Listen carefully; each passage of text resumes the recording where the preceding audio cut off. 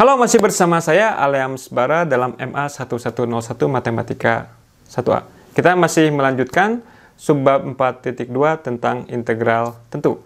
Pada video sebelumnya kita sudah membahas apa itu definisi keintegralan, kemudian kita sudah melihat contoh fungsi seperti apa yang tidak terintegralkan.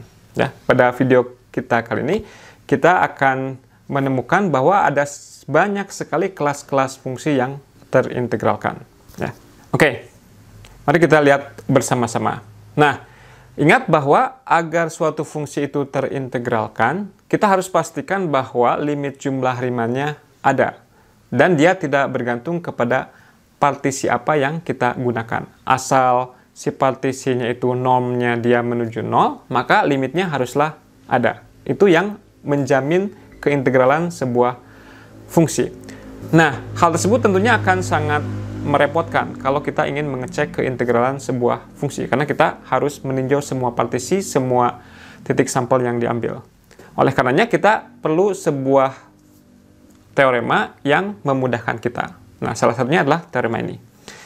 Dalam teorema ini, dia bilang bahwa kalau kita punya fungsi f yang kontinu dan terbatas pada selang tutup AB, kecuali mungkin pada beberapa berhingga titik, maka f terintegralkan pada selang AB itu. Nah, teorema ini tidak akan kita buktikan karena ini memerlukan pengetahuan matematika yang lebih lanjut. Tapi tentunya bagi Anda yang tertarik, Anda bisa selalu melihatnya secara online, ya, di sumber-sumber yang lain. Oke, apa konsekuensinya? Konsekuensinya adalah bahwa beberapa fungsi-fungsi kontinu yang kita kenal, otomatis dia terintegralkan. Katakanlah misalkan kita punya fungsi polinom yang selalu kontinu di mana-mana. Kemudian fungsi sinus dan kosinus juga kontinu. Kenapa fungsi-fungsi ini memenuhi kriteria di teorema ini? Karena dia kontinu, dan kalau kita fungsinya pada selang terbatas, maka dia nilainya juga akan terbatas. Ya.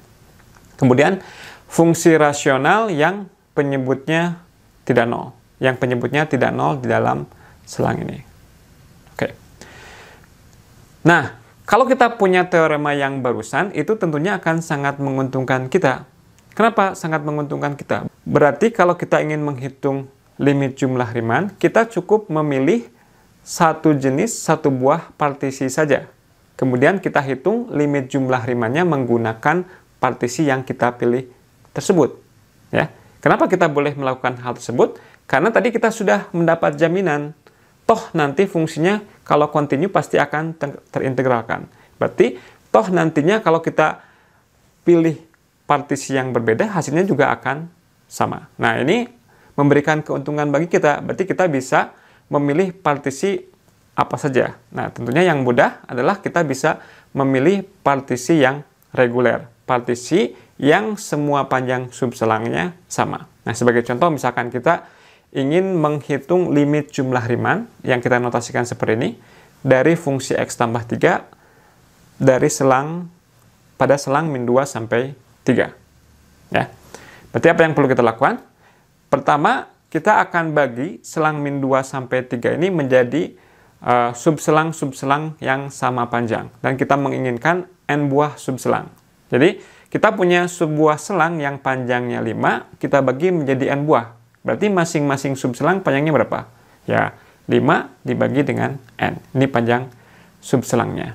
Oke, berikutnya kita ingin menghitung, ingat, sigma f x bar i dikali delta x. Ya, karena delta x ini sama delta x untuk setiap i.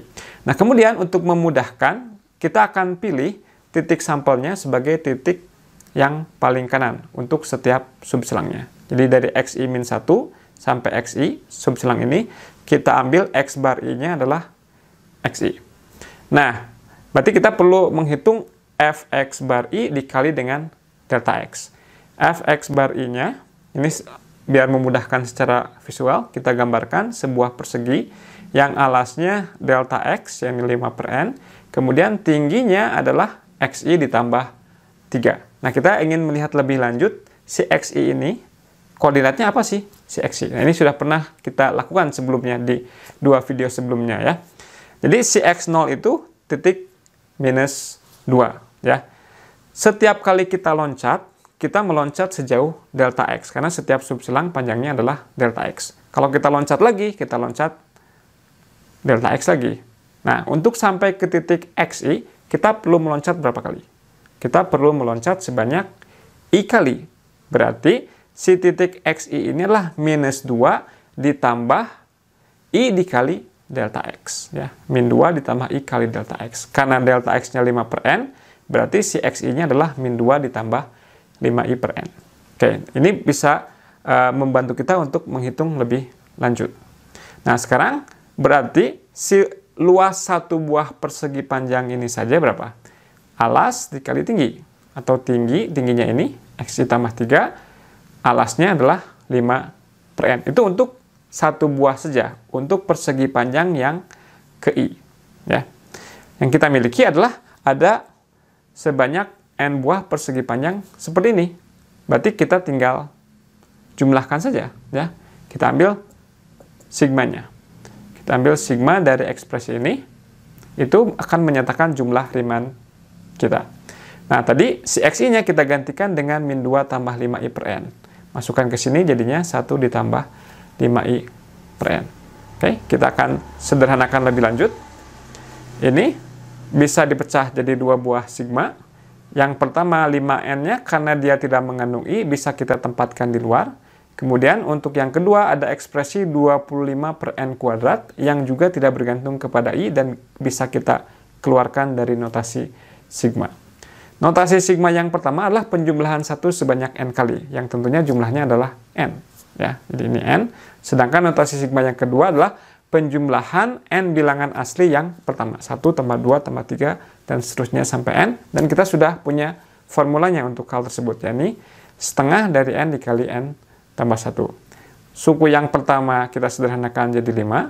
Suku yang kedua, yang ini kita dapatkan 25 per 2. Kemudian sisanya ketika disederhanakan menjadi 1 ditambah 1 per N. Nah, ingat yang ingin kita cari adalah integral. Dan integral itu di kuliah kita pada tahap ini berarti limit jumlah Riemann. Berarti si integral ini adalah limit ketika norm P-nya menuju 0 dari RP. Ya. Kalau normnya menuju 0, dia ekivalen dengan ketika N-nya menuju tahingga. Ya. Nah, kita tinggal gantikan si RP ini dengan ekspresi yang tadi sudah kita sederhanakan. Nah, apa yang terjadi kalau N-nya menuju tahingga? Kalau N-nya menuju tahingga, yang ekspresi ini, dia akan menuju 1, sedangkan yang lainnya tetap. Jadi, si integral ini nilainya menjadi 5 ditambah 25 per 2, yakni 35 per 2. Dengan demikian, integral dari X tambah 3, dari min 2 sampai 3, nilainya adalah 35 per 2. Ya. Nah, integral yang sama kita bisa dapatkan juga melalui tafsiran geometris. Ini bisa kita lakukan kalau kita tahu gambar grafiknya seperti apa. Dan kebetulan dengan bantuan tools, software, kita tahu bahwa si grafik Y sama dengan X tambah 3, gambar grafiknya seperti ini. Ya, ini pakai tangan juga masih bisa kita lakukan ya. Berarti, karena kita tahu bahwa limit jumlah Riemann itu artinya secara geometris adalah total luas yang ada di atas dikurangi total luas yang ada di bawah. Berarti dalam hal ini, si integralnya berarti luas dari daerah yang diarsir. Nah, ini dia bentuknya apa? Dia bentuknya merupakan trapesium. Berarti si integral ini sama saja dengan luas trapesium. Nah, Anda tahu bagaimana cara menghitung luas trapesium. Ini ada dua sisi sejajar, panjangnya kita ketahui, yang ini 1, yang ini 6. Kemudian tinggi trapesiumnya kita tahu dia nilainya 5. Berarti luasnya adalah rata-rata dari dua sisi sejajar, setengah kali 1 tambah 6, dikali tingginya 5. Berarti luasnya juga sama dengan 35 per 2, yang persis sama dengan hasil perhitungan kita sebelumnya. Ya. Oke, terakhir, kita lihat ini adalah salah satu sifat integral yang penting, yakni sifat aditif. Apa itu sifat aditif? Kalau kita visualisasikan kurang lebih, kalau kita ingin menghitung luas dari A sampai C, itu sama saja dengan kalau kita hitung dulu luas dari A sampai B, kemudian kita jumlahkan dari B sampai C. Jadi kita nyatakan apa yang barusan saya sampaikan notasinya atau ya simbolnya seperti ini. Integral dari A sampai C sama saja dengan integral dari A sampai B ditambah integral dari B sampai C. Ya tentunya si visualisasi ini bukan bukti ya, karena fungsi yang kita miliki bisa lebih rumit dari yang kita gambarkan di sini. Mungkin ada sebagian yang di bawah sumbu X dan lain sebagainya. Tapi akan tetapi yang ingin kita sampaikan di sini adalah bahwa sifat ini masuk akal secara intuitif dan akan kita terima saja tanpa pembuktian. Berikutnya kita lihat latihan soal yang pada video sebelumnya kita sudah berikan soal yang pertama. Dua soal lagi adalah sebagai berikut. Yang pertama, Anda diminta untuk mencari integral dari min 2 sampai 1 3x kuadrat tambah x kurang 1 dx. Ingat, ini sebagai limit jumlah Riemann, bukan sebagai hal yang lain yang sudah Anda ketahui ketika Anda di SMA. Dan soal yang kedua adalah Anda diminta gunakan arti geometris dari integral untuk menghitung ini. Untuk menghitung integral dari min 3 sampai 3 floor x dx dengan simbol ini menyatakan bilangan bulat terbesar yang kurang dari atau sama dengan x. Oke, demikian perjumpaan kita kali ini. Terima kasih atas perhatiannya. Tetap saksikan video-video Matematika 1A. Salam.